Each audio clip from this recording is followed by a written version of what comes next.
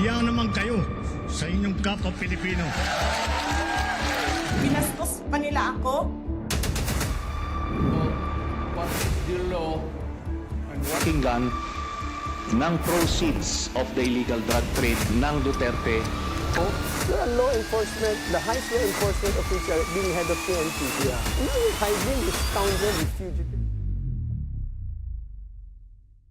Hindi ko alam kung saan nahanap ng Chinese representative sa Pilipinas ang kapal ng pagmumukha nila para Bigas magsalita oo. sila sa issue sa Pilipinas. Una-una, bisita lang sila sa bansa natin. Wala silang karapatan na makipag-meddle o makialam sa issue nating politika. Actually, wala nga So, silang karapatan makipag-debate sa mga official natin.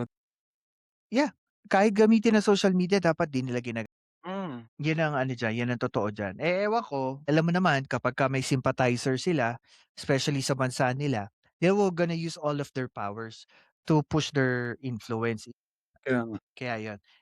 Piniplay ko lang on the background para tuloy-tuloy naman to rally lang.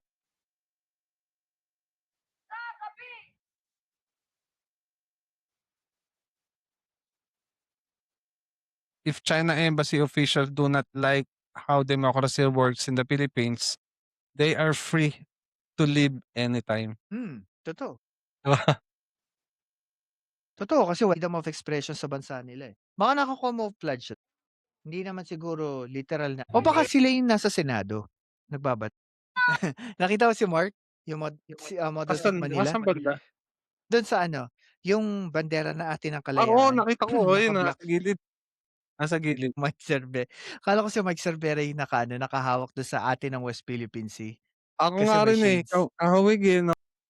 Kala Oo, ko si kahawig. Boss Mike. Ano? Napaka-ironic lang kasi biruin mo kalayaan pa yung pangalan. Tapos yun yung gusto mo i-give up. Ang gara Hindi ko alam kay Marcoleta kung saan siya. baka hindi naman dito sa Pilipinas. Baka sa China. Baka nga. Baka nga sa ibang Disclaimer ano lang to. Okay na sa Pilcas. Go. hindi kita maintindihan. Oo. Dati 'di ba mga pinipinta-pinta lang yung parang sa sinihan ng style ng design. Yung ngayon tingnan mo ano pa yan may AI pa. Nag-iiba na Nag-iiba na ngayon ang sistema natin. At saka mas na ngayon, agresibo na rin ang mga Gen Zs. Ayan tungkol sa lahat. Generalization ng support sa West Philippine Sea. Pero kasi sa mga nakikinig sa atin right now, ito po ay reaction video natin dito sa rally.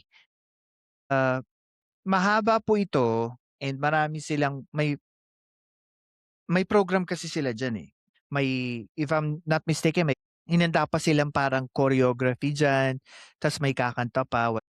Mahaba siya. Siguro tapusin na lang natin dito para sa ating mga nakikinig para makita nila yung ating mga sabihin natin mga opinion about dito sa issue na. Ikaw ba siguro tatapusin natin to sa pamamaraan ng pagbibigay natin ng opinion dito sa napanood natin at nakikita natin moving forward sa isyung pampolitika ito sa West Philippine Sea.